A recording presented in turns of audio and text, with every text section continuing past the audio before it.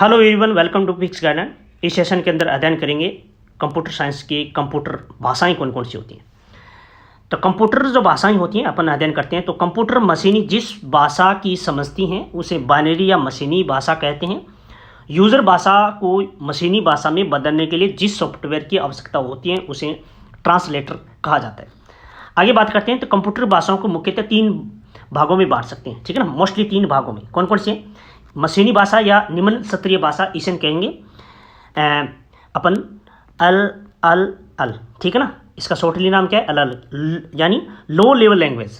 इसके बाद में संयोजक भाषा, असेंबली भाषा, और इसे अपन कहेंगे अल यानी मिडिल लेवल लैंग्वेज, ठीक है ना। क्यों? इसे मशीनी भाषा और को अपन दूसरा नाम है अल, और मिडिल जो लैंग्वेज होती है इसे मिडिल यानी शॉर्टली नाम है अल। उच्च स्तरीय जो लैंग्वेज होते हैं इसे कहेंगे हाई लेवल लैंग्वेज, यानी इसका शॉर्टली नाम है HLL, ठीक है ना। तो ये अपन 3 भाषाएं होती हैं कंप्यूटर की। और आगे बात करते हैं। पहली मशीनी भाषा कौन सी होती है? मशीनी भाषा, इसे बाइनरी, अपन पीछे अध्ययन किया था सेशन के अंदर। जो बाइनरी संख्या 2 अंक होते हैं, डिजिट होते हैं, एक 0 और 1, इसे भाषा को बाइनरी कहा जाता है, ठीक है ना। ये इसी भाषा में कंप्यूटर अपन समझता है।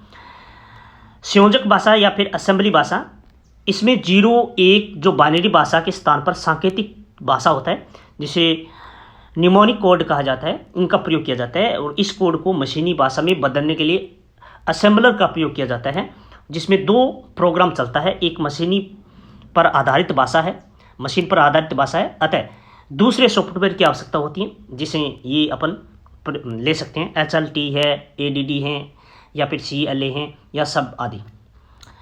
इसके बाद में अपन बात करते हैं जो हाई लेवल लैंग्वेज हैं, उच्च स्तरीय भाषा है। कोड के स्थान पर अंग्रेजी भाषा में निर्देश दिए जाते हैं, जिसे प्रोग्राम को मशीनी भाषा में बदलने के लिए कौन सी कंपाइलर एवं इंटरप्रेटर का प्रयोग किया जाता है।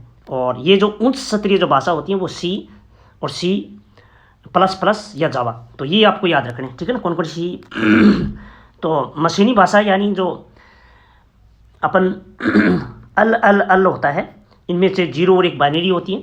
और जो अल होता है मिडिल लेवल लैंग्वेज होती है, जिसमें से जो आवश्यकता होती है भाषा के जो एग्जांपल्स हैं HLT है, ADD हैं, CLA हैं, और सब हैं। और हाईएस्ट जो हाई लेवल लैंग्वेज है, इसके अंदर जो उच्च स्तरीय भाषा मुख्यतः C और C++ जावा, तो ये इसको याद करना है। इसके बाद में भाषा संसाधक क्या होता है, यानी ट्रांसलेटर क्या होता है? तो ये ऐसे प्रोग्राम है जो एक भाषा के निर्देश स्वीकार कर अन्य भाषा में उनके समतुल्य निर्देशन तैयार करते हैं। इसे कंपाइलर या इंटरप्रेटर या असेंबलर भाषा का संसाधक के रूप में इनके उदाहरण है, ठीक है ना। तो ये चेंज करते हैं। जैसे मान लो कोई राजनेता होते हैं ना, और वो लैंग्वेज बोलना नहीं जानते, उस भाषा में बात नहीं करना जानते, तो फिर कंपाइलर का यानी यूज़ किया जाता है। ऑपरेटिंग सिस्टम क्या होता है? ऐसे प्रोग्राम का समूह जो कंप्यूटर के समस्त कार्यों का संचालन करता है ऑपरेटिंग सिस्टम कहलाता है। यह कंप्यूटर और उपयोगकर्ता यूजर्स के बीच में योजक कड़ी भी होती हैं, MS-DOS या विंडो या फिर लाइनेक्स आदि, ठीक है ना। ऑपरेटिंग सिस्टम के कार्य कौन कौन से होते हैं? तो समवर्ती प्रबंध होता है, या फिर फाइल मैनेजमेंट होता है, या फिर इनपुट आउटपुट या मैनेजमेंट होता है, या फिर यूज़र इंटरफेस होता है, या फिर यूटिलिटीज होता है, ठीक है ना। तो ये इनकी उदाहरण है। इसके बाद में ऑपरेटिंग सिस्टम के प्रकार कितने होते हैं?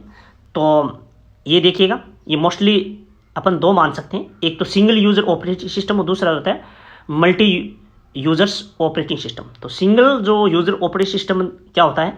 जो एक उपयोगकर्ता यूज़र का प्रबंध करते हैं, जिसमें DOS, विंडोज़, ठीक है, इसकी एग्जांपल है। मल्टी यूजर्स ऑपरेटिंग सिस्टम में क्या होता है? एक से अधिक उपयोगकर्ताओं, जैसे लाइनेक्स होता है। सर्वप्रथम इंटरनेट का नाम, यानी पहले जो दुनिया के अंदर इंटरनेट था उनका जो नाम था वो था ARPANET, ठीक है ना। तो इस सेशन के अंदर बस इतना ही है। थैंक यू, धन्यवाद।